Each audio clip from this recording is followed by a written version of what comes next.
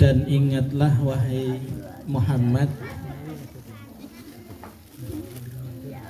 ketika sudah dimaklumkan oleh Allah, la in syakartum, jika kalian pandai bersyukur atas nikmatku, la azidannakum, sungguh akan aku tambah nikmatku untuk kalian. Wala in kafartum, dan jika kalian kufur atas nikmatku, inna azabi lasyadid, sungguh azabku sangat pedih. Bapak Ibu yang dirahmati Allah Subhanahu wa taala, dalam kita menjalani kehidupan kita dipertemukan dua sikap. Sikap yang pertama, ketika kita diberikan kenikmatan, maka langkahnya adalah bersyukur. Ketika kita diuji dengan suatu yang tidak nyaman, suatu yang tidak menyenangkan, sesuatu yang tidak kita inginkan, maka sikap kita adalah bersabar. Nah, jadi ada dua sikap, yakni bersyukur dan bersabar. Nah, terkadang namanya orang Jawa, ketika kita sabar pun masih ada nikmat syukurnya. Ya. Alhamdulillah. Ya. Itu salah satu bentuk kenikmatan. Coba kalau Bapak Ibu mau wahing nggak jadi gelo. Ya. Nah, jadi ketika mau wahing, lepaskan. Ya. Itu bentuk satu kemerdekaan. Gitu. Lepaskan. Ya. Jangan diempet. Apalagi ketika sedang sholat. Ya, mau wahing diempet malah keluar belakang. No, diempet malah belakang tut. Nah, malah jadi ganggu yang lain. Nah, jadi ketika ada nikmat seperti itu, keluarkan bahwa ada sesuatu yang masuk dalam tubuh kita melalui hidung, itu tersaring oleh bulu-bulu yang harusnya dikeluarkan. Nah, ini bentuk nikmat Allah bahwa hidung kita diberi bulu. Nah, ini. Tapi kemarin pada saat pandemi Bapak Ibu, ketika kita ditutup hidungnya, ya, pakai masker, bulu-bulunya jadi kering, jadi tidak lembab. Justru malah sangat sensitif, artinya tidak bisa menyaring ketika ada sesuatu yang masuk dalam tubuh kita. Ini bentuk anugerah Allah bahwa sudah ada filternya dalam tubuh kita yang mau masuk melalui hidung. Gitu. Ada bau ibu-ibu sedang masak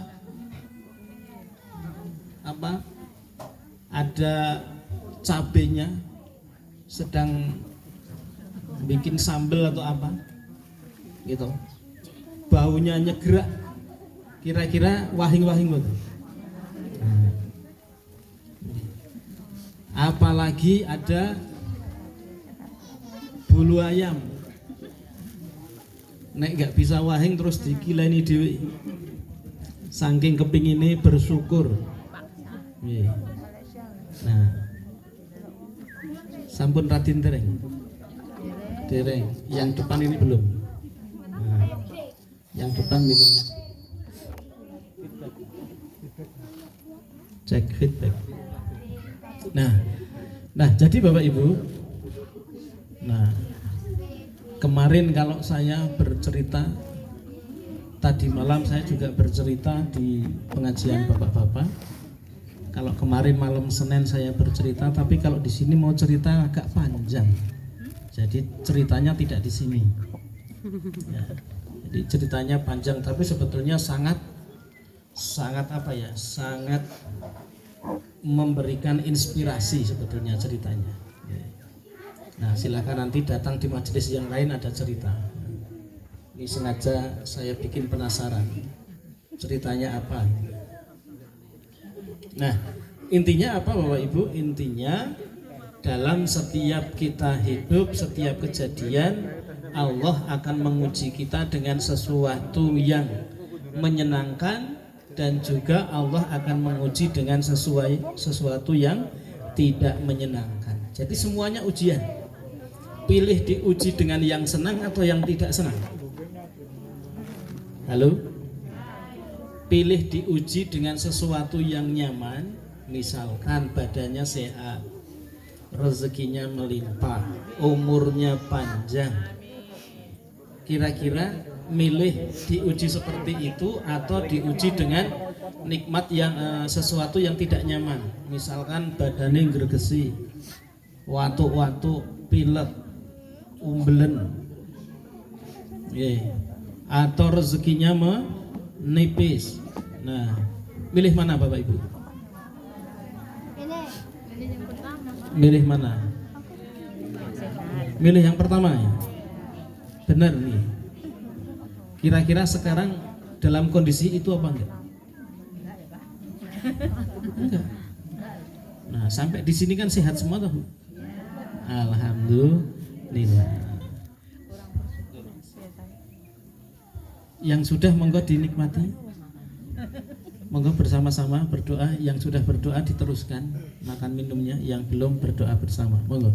Bismillahirrahmanirrahim. Allahumma barik lana fima razaqtana wa qina adzabannar. Mas Rizal, Mas Safi sabar ya. Nah, ini udah, monggo. Ya, dinikmati dulu terus kita nanti bersolawat. Ya. Nah, cuma ketika kita diuji dengan yang menyenangkan tadi, terkadang kita lupa.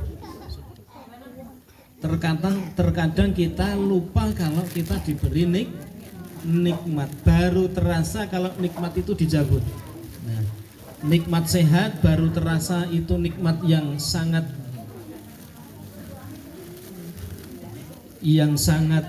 besar, gitu. Ketika nikmat itu mulai dikurangi, termasuk tadi mau berangkat ke sini terasa boyoi pegel-pegel, terasa kakinya mau melangkah terasa berat. Nah, ini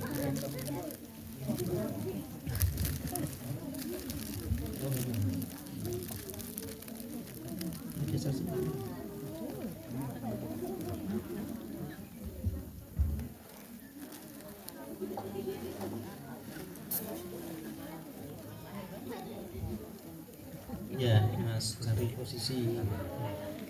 Ya, biasanya baru terasa ketika nikmatnya itu dicabut, merasa nikmat sehatnya sangat berharga. Ya, maka kita harus senantiasa bersyukur. Jagalah waktu sehatmu sebelum datang waktu sakit. Jagalah waktu senggangmu sebelum waktu sempit. Jagalah waktu mudamu sebelum waktu tua. Terlanjur tua nih, pun kebacut tua. Yang penting semangatnya muda. Jagalah waktu hidupmu sebelum waktu mati. Artinya dijaga untuk apa? Untuk senantiasa istiqomah dalam beribadah. Kemudian ketika kita dicoba, solusinya yang diajarkan oleh Allah adalah wasta'inu bis-sabri was-shalah. Jadi ketika kita diuji, sabar dan menjalankan sholat. Minta petunjuk kepada Allah, berdialog kepada Allah, mencari waktu-waktu di mana Allah itu sangat dekat dengan kita. Kapan itu Bapak Ibu? Sholat malam. Ya. Dalam sebuah hadis Rasulullah berpesan, ayyuhan nas afshus salam wa at'imut ta'am wa sallu wasallu bil laili wan nasu niyam. Yang terakhir, sholat malam ketika manusia sedang tertidur. Itu saatnya kita berdialog dengan Allah.